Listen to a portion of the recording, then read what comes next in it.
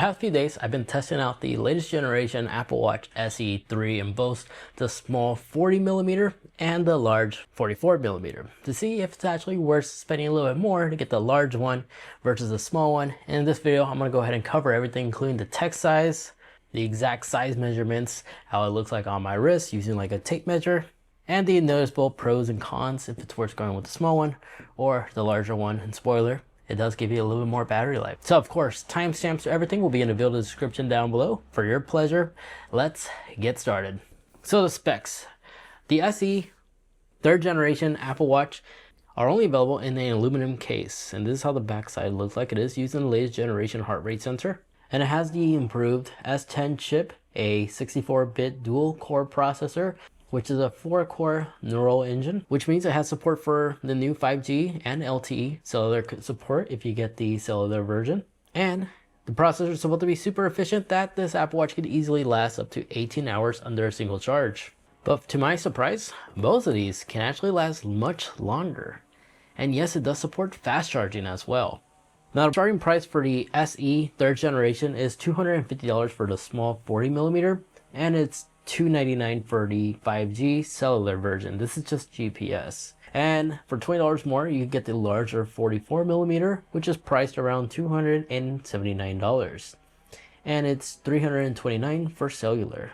But there's some benefits buying this on Apple's website because you could customize the bands on these and get something like the new Nike band, which actually has built-in nylon reflectors, which will illuminate on your wrist in case you're running at night. Or you can swap it with the new Nike band with multiple holes that allow your wrist to sweat. But by default, if you go to a retail store like Best Buy or Costco, you'll probably get this black band option. So the display. This is the first time that the SE version of the Apple Watch received an always-on display. So if I put this on, you will see that if we cover our wrists, we do have an always-on display, a feature you'll typically will only find on premium Apple Watches. And when you combine it with a black watch face like this, the bezels are not at all visible. You see, if I hit edit and we switch it to a white color, here you can visually see how these bezels look. They're pretty big, but again, if you swap it with a black background, looks really great, I'm not gonna lie. And it also supports all the new watch faces as well that was recently added for watchOS 26. So long duration, this should continue receiving Apple's watchOS software updates for the next 5 to 6 years, have we seen in the past. And then when it comes to screen brightness, this screen can actually go up to 1000 nits. So if you need to use the flashlight, this can get pretty bright. As you see right there, that's the max 1000 nits.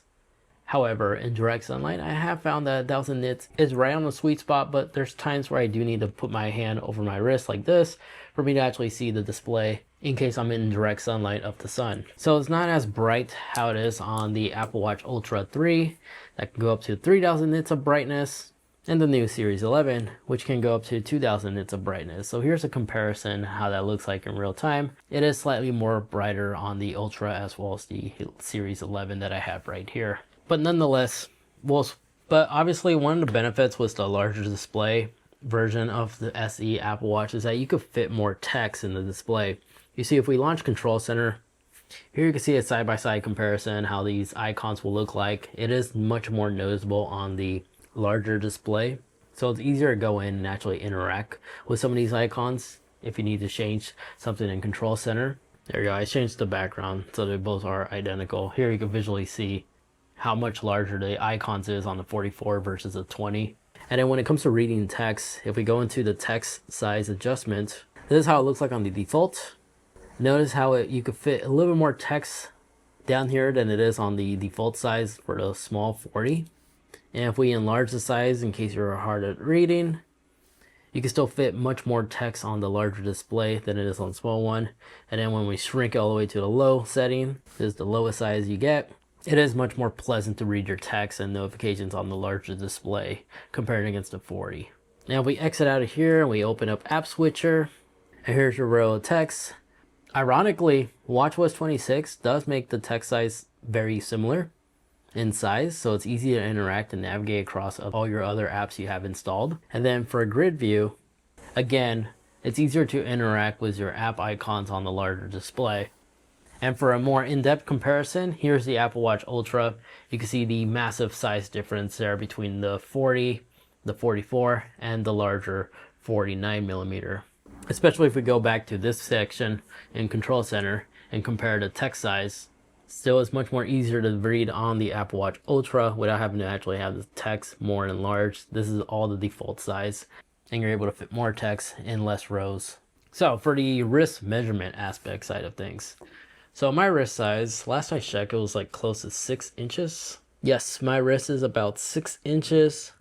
And if we put the smaller 40 millimeter on my wrist, the benefits with the 40 that I personally have seen and noticed is it's less noticeable that I'm wearing a smartwatch on my wrist. I prefer working out with this smaller size wrist because I'm less likely to bump into a wall or do this and accidentally trigger the digital crown as an example. And measuring on my wrist, this display realistically takes about 1.5 inches of real estate space on my wrist.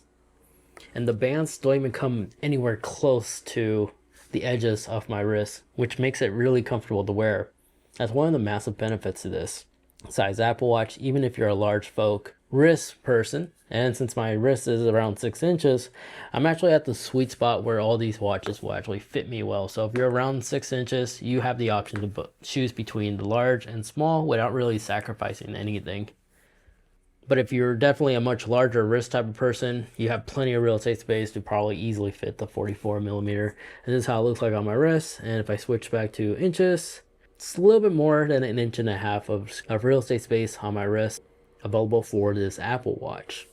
And the band edges are not overlapping my wrist. So this is right on the sweet spot. This way I have the freedom to wear both the large or the small Apple Watch without any issues whatsoever. And if you have an older Apple Watch at home, as long as the Apple Watch you're using is the large band size, like this Series 11, this is the new 46 millimeter. So in theory, since this is the large size body Apple Watch, I could easily swap the band from an older Apple Watch and simply attach. Compatibility issue. As you can see, the band is able to fit and connect just fine as long as it's a large Apple Watch. Same applies for the small one. So if you have the small size Apple Watch of the generation, you could easily swap bands as they'll all be compatible with one another, regardless on the model Apple Watch. If it's an old Series 3 or Series 1, large band will fit on large band and small bands will continue to fit on the smaller size Apple Watch. That's the beauty about Apple Watches. And real quick, if you've been enjoying this video so far, if you could kindly take 2 seconds and hit that like button, it really does help out a lot because we don't have to use brands thanks to you guys. Let's carry on. Now, even though Apple rated the battery life of these two Apple Watches to be able to last up to 18 hours under a single charge and up to 32 hours with low power mode enabled, based off my battery drain test, this drain test where I just test out the always on display battery, even with the display always actively on, the large body style of the SE was able to actually achieve up to 20 hours under a single charge, which is insanely impressive. Whereas the Series 11 Apple Watch was able to last up to 19 hours and 50 minutes. However, the smaller size Apple Watch was able to get up to 16 hours under a single charge with its display continuously on. So for $20 more, I would recommend personally to get the larger display if battery is your priority. But keep in mind, this test was just with the display constantly on. In the real world scenario, you're not constantly having your watch like awake. So since the smaller 40 millimeter Apple Watch reached 16 hours, this means this should also be able to go a little bit longer than 18 hours that Apple is advertising, which is really impressive.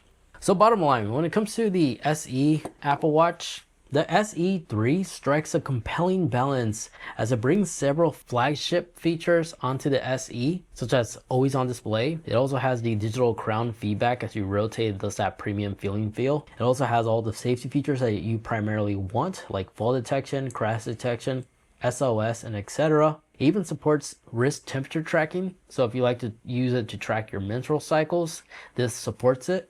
I forgot to mention, they will support sleep apnea notifications.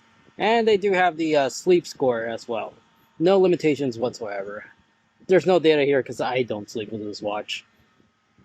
But if you do, this is where you'll see your sleep score status, as well as like your timeline, REM sleep, and all that good stuff. You just lose abilities such as the built-in ECG and the hypertension blood notification. The SE does not have that ability, but if you're a swimmer, it can go up to 50 meters underwater, no issues. And it does have built-in Siri processing abilities, so you don't need to have a cellular reception or Wi-Fi to have Siri accessible on your wrists. And if you're somebody who's off the grid and like to use the backtrack ability, they have the compass backtrack support built into them, just like the Apple Watch Ultra, with Apple Pay support, including the capability to use your Apple Watch as your car keys if your vehicle supports it. And most importantly, another premium feature that caught me off guard is that it does feature gesture controls, just like those premium Apple Watches. So I could do stuff like this, hands-free, control my control stack, and use flip to dismiss notifications or apps that I'm currently in. So it's definitely an excellent value smartwatch for athlete as well as daily use if you don't care about all the other premium features like ECG support and such. But it has all the main important ones. So really, when it comes to deciding between the small size and the large size, it's really just that additional battery life I see being the massive benefit. But for $20 more, I think it's definitely worth it. Yeah, the bezels look hideous, but just select a black watch face and they're practically gone. Anyways, there you guys have it. Hopefully you guys enjoyed. If you did, leave this video a like. Those really do help out the channel. And if you'd like to watch more, maybe like to see the video comparison between the Series 11 Apple Watch between the large and smaller size, I covered that in greater detail over there. And then the video underneath that is a tips and tricks video of all the hidden features that these Apple Watches have that are disabled by default. Thank you so much for watching.